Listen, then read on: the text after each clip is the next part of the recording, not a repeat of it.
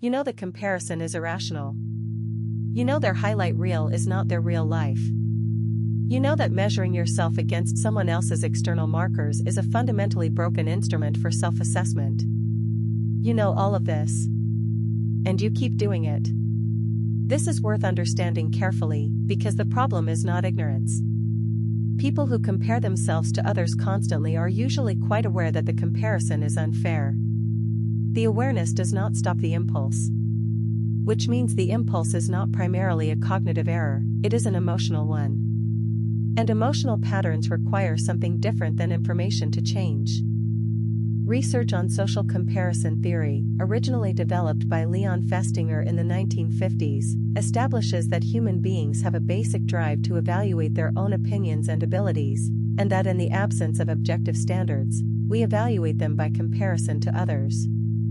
This is built in. It is not a personality flaw. It is how the brain calibrates its understanding of where it stands. The problem is not comparison itself. The problem is the specific way comparison gets used, not to calibrate accurately but to generate inadequacy. The mind does not compare itself to the person who is more anxious, less accomplished, more confused. It compares itself to the person who seems to have what it wants. And it compares the internal reality, every doubt, every failure, every private struggle, to the external presentation of someone else's life. This is not a fair comparison.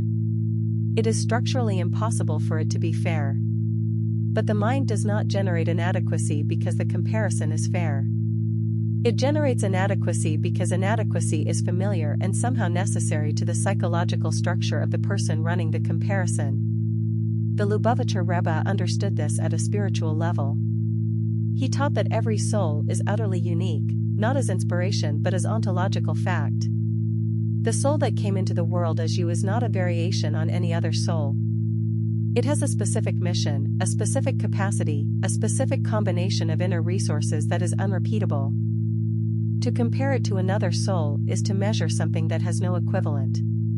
He said something practical that follows from this: you can only be evaluated against what you were capable of, not against what someone else accomplished. The question is not whether you did as well as another person, it is whether you did as much as you were capable of. That is the only meaningful standard. This is more demanding than it sounds, because it requires taking your own capacity seriously. The person who is comparing themselves to others is often using the comparison as an escape from a more uncomfortable question: what are you actually capable of, and are you doing it? The comparison to others provides cover for not answering that question. If the standard is someone else's achievement, you can always explain your shortfall by differences in privilege, luck, circumstance, timing. But if the standard is your own capacity, you have to sit with the harder truth. There is a practical reorientation the Rebbe consistently offered: instead of asking how you compare to others, ask how you compare to who you were. Not whether you are where someone else is, but whether you are further along than you were a year ago, a month ago, a week ago. This is a comparison that can be made fairly because the two data points are both yours. Research on self-compassion and growth mindset consistently shows that this shift, from social comparison to personal progress measurement, produces significantly better outcomes for motivation, persistence, and well-being. It is not just more comfortable. It is more effective.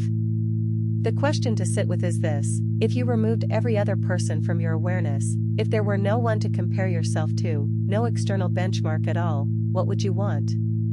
What would you pursue? What would you be proud of? That answer, uncontaminated by comparison, is the most reliable guide to what your specific path is. You are not behind anyone. You are on a path that is only yours. And the only meaningful question is whether you are walking it.